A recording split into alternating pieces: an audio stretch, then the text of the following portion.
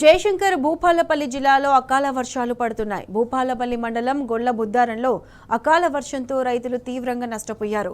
మరో 2 రోజుల్లో కోయాల్సిన పంట అకాల వర్షంతో చేతికందకుండా పోయిందని ఆవేదన వ్యక్తం చేస్తున్నారు. సుమారు 100 ఎకరాల్లో వరి పంట నష్టపోయామని అన్నదాతలు వాపోతున్నారు. వరి పంటతో పాటు మొక్కజొన్న మొత్తం నేలపై ఒరిగిపోవడంతో తీవ్రంగా నష్టపోయామని రైతులు ఆందోళన చెందుతున్నారు. నష్టపోయిన తమను ప్రభుత్వమే ఆదుకోవాలని కోరుతున్నారు. అకాల వర్షాల వల్ల చాలా ప్రాంతాల్లోని ఐకేపీ సెంటర్లలో ధాన్యం తడిసి ముద్దైంది. కొనుగోలు కేంద్రాల్లో ధాన్యం వెంటనే కొనుగోలు చేయకపోవడంతో ఎక్కడికక్కడ ధాన్యపు రాసులు పేరుకుపోయాయని అన్నారు. వర్షం వస్తే ధాన్యంపై కప్పడానికి కనీసం పట్టాలు కూడా అందుబాటులో లేవన్నారు. తడిసిన ధాన్యాన్ని ప్రభుత్వం వెంటనే కొనుగోలు చేసి ఆదుకోవాలని రైతులు వేడుకుంటున్నారు. ప్రభుత్వం ఆదుకోకపోతే తమకు చావే శరణ్యమని రైతులు వాపోతున్నారు. 4 ఎకరాలు నా సొంతం, 5 ఎకరాలతో కౌలుకు పట్టుకున్నా.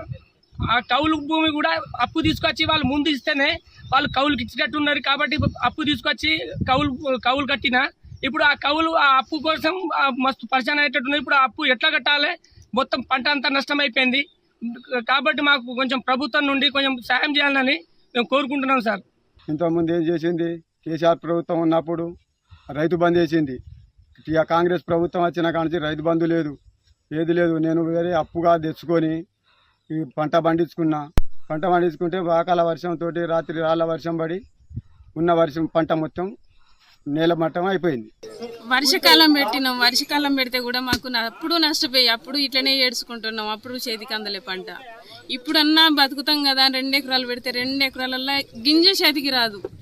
బిడ్డ పెళ్లికి ఎదిగి ఉన్నది ఏం లేదు. ఆశ పోయింది, మాకు ఆశ లేదు. ఇప్పుడైనా ప్రభుత్వం మమ్మల్ని ఆదుకోవాలి, గవర్నమెంట్ అని కూడా మేము కోరుకుంటాం. ఏం లేదు మాకు అంతేగా.